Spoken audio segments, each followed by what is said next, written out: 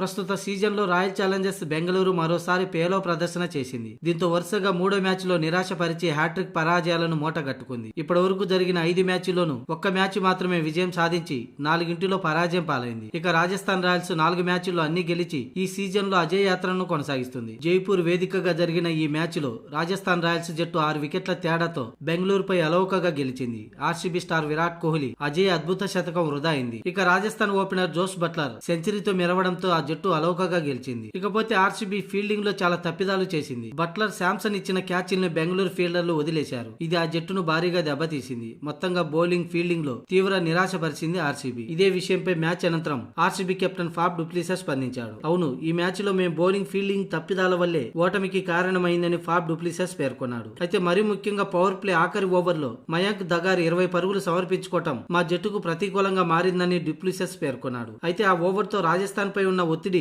తొలగిపోయిందని తెలిపాడు. ఇక ఈ మ్యాచ్ లో విరాట్ కోహ్లీ చాలా అద్భుతంగా ఆడాడు. అయితే మేము ఈ మ్యాచ్ లో 180 నుంచి 190 పరుగులు సరిపోతుందని భావించాం. కానీ మా ఇన్నింగ్స్ లో మరో 15 నుంచి 20 పరుగులు చేయాల్సి ఉంది. అంతేకాకుండా సెకండ్ బ్యాటింగ్ చేసే సమయంలో మంచు ప్రభావం కూడా తమకు ప్రతికూలంగా మారిందని, అలాగే రాజస్థాన్ బ్యాటర్లు మా స్పిన్నర్లపై అటాకింగ్ కు దిగారని ఫాఫ్ డుప్లిసెస్ పేర్కొన్నాడు. మొత్తంగా మయాంక్ దగారు వేసిన 6వ ఓవర్లో మ్యాచ్ స్వరూపమే మారిపోయిందని డుప్లిసెస్ పేర్కొన్నాడు. ఆ ఓవర్లో మొత్తం 20 పరుగులు వచ్చాయి. అలాగే తన 2వ ఓవర్లో కూడా 14 పరుగులు ఇచ్చాడు.